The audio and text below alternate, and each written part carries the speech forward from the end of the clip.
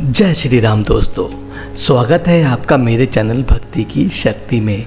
आज हम बात करेंगे रावण की। जी हाँ, आज रावण की बात करेंगे और जानेंगे लंकापति के जन्म की कहानी और उनके पुत्र कौन थे और उनकी मौत कैसे हुई, इसके बारे में आज बात करेंगे।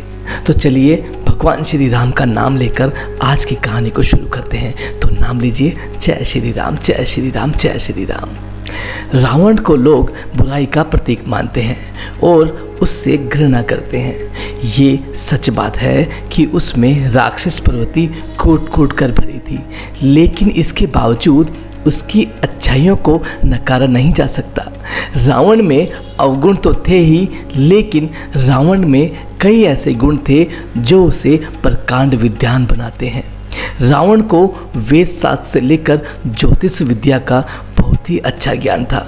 उसे तंत्र मंत्र का भी भली मानती ज्ञान था और भगवान शंकर का बहुत ही बड़ा भक्त था।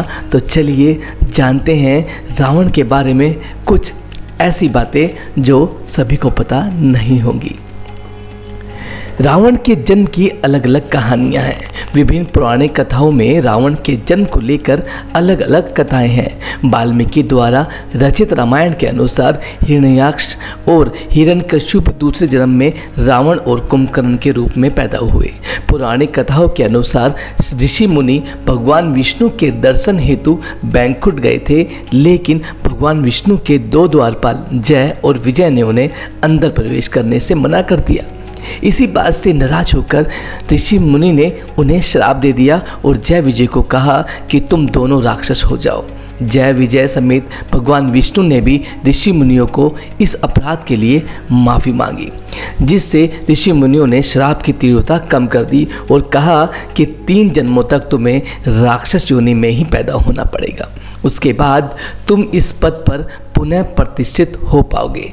साथ ही ऋषि मुनियों ने ये शर्त भी रख दी कि भगवान विष्णु के किसी भी अवतार के हाथों तुम्हारा मरना जरूरी होगा। पहले जन्म में जय विजय हिरण्याक्ष और हिरण्यकश्यप नाम से पैदा हुए। दोनों ही बहुत ही शक्तिशाली और पराक्रमी थे। हिरण्याक्ष ने पृथ्वी को उठाकर पाताल लोक में पहुंचा दिया। इसके बाद भगवान विष्णु को वराह अवतार धारण कर पृथ्वी को हिरण्याक्ष का वध कर उससे मुक्त कराया था। हिरण्यकश्यपु को हिरण्याक्ष का वध करने का बहुत दुख हुआ था और वह विष्णु विरोधी था। उसने विष्णु भक्त प्रहलाद को मरवाने की कोशिश की। अंत में स्वयं भगवान विष्णु ने नरसिंह अवतार धारण कर हिरण्यकश्यपु का वध कर दिया। दूसरे जन्म यानी त्रेता युग में दोनों भाई रावण और कुंभकर्ण के रूप में पैदा हुए, जिनका वध भगवान विष्णु के ही अवतारी पुरुष भगवान श्री राम ने किया। तीसरे जन्म यानी कि द्वापर युग में इन्होंने शिशुपाल और दंतवक्र के रूप में जन्म लिया था और इनका अंत भगवान श्री कृष्ण ने किया था। रावण के जन्म की एक और कहानी काफ़ी प्रचलित है, जिसमें माना जाता है कि रावण केकसी और महर्षि विश्रवा का पुत्र था। केकसी और विश्रवा के 4 संतान रावण, कुंभकर्ण, शूर्पणखा और विभीषण थे। इसमें से सबसे छोटा पुत्र विभीषण धर्मात्मा था, जबकि बाकी संतान दुष्ट और क्रूर थे। क्योंकि केकसी ने अशुभ बेला में गर्भ धारण कर लिया था, इसलिए महर्षि विश्रवा ने ही कहा था कि तुम्हारे संतान दुष्ट स्वभाव वाली कुकर्मा होगी। ऐसा सुनकर केकसी चरणों में गिर पड़ी और जिसने मुनि से कहा कि तुम्हारा छोटा पुत्र धर्मात्मा होगा, यही छोटा पुत्र विभीषण था। रावण का जन्म स्थान गौतम बुद्ध नगर के बीसरक गांव में माना जाता है। ऐसी मान्यता है कि इस गांव का नाम पहले विश्रवा ही था। विश्रवा रावण के पिता का नाम है। समय के साथ साथ इस गांव का नाम विश्रवा से बिसरक हो गया।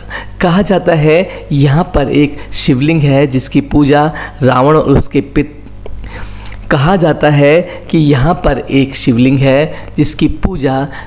और उसके पिता विश्रवा किया करते थे।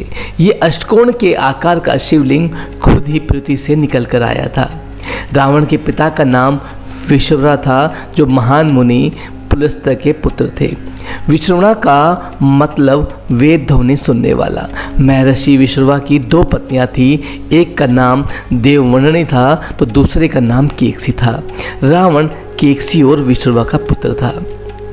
रावण की 3 पत्नियां थी, मंदोदरी, दमालिनी और तीसरी का नाम कहीं उल्लेखित नहीं है।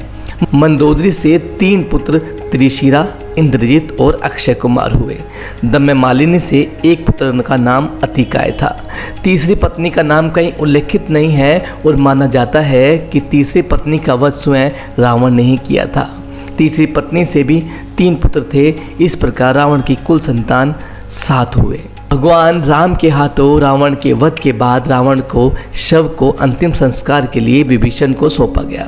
विभीषण को सौंपने के बाद रावण का अंतिम संस्कार हुआ भी या नहीं, इस बात को लेकर आज भी संशय है। श्रीलंका में हुए रावण के वध के बाद आज भी वहाँ के स्थानीय लोगों का कहना है कि रावण का शव धरती पर आज भी मौजूद है।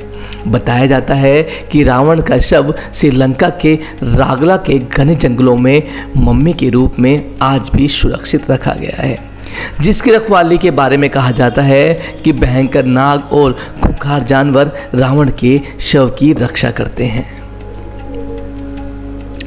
माना जाता है कि जिस गुफा में रावण तपस्या करता था, उस गुफा में एक ताबूत में रावण के शव को रखा गया है। उस ताबूत की लंबाई 18 फीट है और चौड़ाई 5 फीट। उसका ताबूत एक खास किस्म का लेप लगा हुआ है, जिससे आज भी ताबूत जस का तस रखा हुआ है।